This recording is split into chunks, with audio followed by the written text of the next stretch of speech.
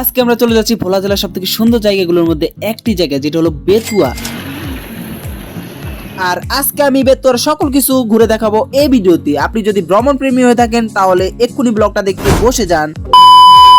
এবং বলতে বলতে আমরা চলে এসেছি বেতুয়াতে, এবং বেতুয়া এসে এই প্রাকৃতিক সৌন্দর্যটা আপনারা মিস করবেন, কারণ আমি এসেছি এমন একটা ওয়েদারে যে ওয়েদারে অনেক সুন্দর দেখা যাচ্ছে। আর হাওয়াগুলো যে দিচ্ছে, আপনার যে উপরে রোদ লাগতেছে যে ওইটা আপনি বুঝতে পারবেন না, এত সুন্দর হাওয়া। আর এইখানে আমি জাস্ট একটা অ্যামেজিং করতেছি যে আমি যদি ঘুরে থাকি কোথাও তাহলে এই জায়গাটা হবে বেস্ট একটা জায়গা, এবং মানতেই হবে যে এই জায়গাটা হতে যাচ্ছে আমার জীবনে একটা বেস্ট মোমেন্ট। এবং এই জায়গাতে আমি নিয়ে এসেছি আমার 3 বন্ধু, কেননা বন্ধু ছাড়া কখনোই ঘোরাঘুরি হওয়া সম্ভব। তো জীবনে যদি ঘুরতে চান তাহলে বন্ধুদের সাথে নিয়ে ঘুরুন এবং জীবনটা এনজয় করবেন, কেননা জীবন হলো একদিনের, কারণ একদিন পরে আপনি বাঁচবেন কিনা সেটাও জানা নাই। তো চ্যানেলটাকে সাবস্ক্রাইব করে দেন এবং ভিডিওটা দেখতে বসে পড়ুন। তো আমরা বসে পড়ছি এখন খাবার খেতে, কেননা এইখানের খাবারগুলো অসাধারণ, এবং আমরা নিয়ে নিয়েছি আলাদা আলাদা খাবার। আর আলাদা আলাদা খাবার খেয়ে তো আমাদের প্রশান্তিটা কি যে বলবো, খাবারগুলো ছিল অসাধারণ টেস্টি। আমি নিয়েছি ঝালমুড়ি, আমার বন্ধু 2 জনে নিয়েছে ফুচকা এবং চটপটি, আর খাওয়াগুলো সত্যিই টেস্টি ছিল। আর এরপরে চলে যাই আমরা লঞ্চ টার্মিনালের সামনে, এবং ওইখানে গিয়ে আমরা যা দেখি সেটা আপনারাও কল্পনা করতে পারবেন না, কেননা আমি চলে যাই গরিবের সমুদ্র সৈকত কক্সবাজারে।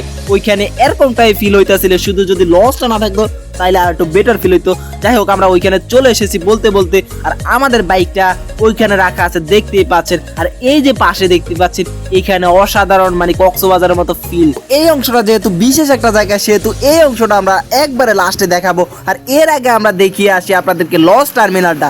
আর বাংলাদেশে এই প্রথমবারে ভোলাতে তৈরি হয়েছে ডিজিটাল টার্মিনাল। অসাধারণ সৌন্দর্য বহন করে এই টার্মিনালটা আমাদের এই ভোলা জেলার সব থেকে গর্বের একটা ব্যাপার।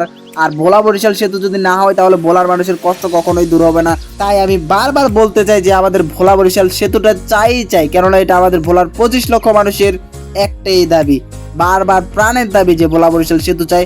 তো বলতে বলতে আমরা অনেক দূর চলে এসেছি, আর এখন আমরা চলে এসেছি গরিবের কক্সবাজার, যেটার জন্য এতক্ষণ আপনারা অপেক্ষা করে রয়েছেন। তো আমরা দেখাই আপনাদের গরিবের কক্সবাজারটা কেমন। তো এখানে আমরা চলে এসেছি, আর এখান থেকে লঞ্চটা দেখা যাচ্ছে। আর দেখেন এখানে গরিবের কক্সবাজারটা, এখানে ঢেউ উঠে উঠে আপনার মনটা ফুরফুরে করে দেবে। কি বলবো, আর এটা বলার কোনো ভাষা নাই যেহেতু। আর এটাকে গরিবের কক্সবাজার বলার কারণ হচ্ছে এখানে সব হলো বালু, এত পরিমাণে বালু যে বিশ্বাস করতে পারবে না এখানে এত পরিমাণে বালু থাকতে পারে। আর আজকের এই ওয়েদারে এত সুন্দর লাগতেছে এই গাছগুলোর জন্য, এই গাছগুলো এবং আকাশে যে নীল, ওই নীল সৌন্দর্যটা আমাদের দেখলে অবাক লাগে। এবং আমরা বলতে বলতে চলে এসেছি একবারে শেষ প্রান্তে, এবং শেষ প্রান্তে আপনাদেরকে এমন একটি জায়গা দেখিয়ে দেব, সেই জায়গাটি দেখার জন্য আপনারা অপেক্ষা করবেন পরবর্তী এপিসোডে। এবং সব থেকে সুন্দর হলো এইটা প্রশান্তি পার্ক, বেতুয়া প্রশান্তি পার্ক। এটা থেকে কেউ যাইতে চান পরবর্তী এপিসোডে এইটা নিয়ে ভিডিও আসবে, তো কমেন্টে বলে যান এটাতে যাইতে চান। আর ভোলাকে কখনো ভোলা যায় না, আপনারা কখনো ভোলাকে ভুলবেন না। তো ব্লগটা এই পর্যন্ত, চ্যানেলটাকে সাবস্ক্রাইব করে ভিডিওটাকে লাইক করে দেন।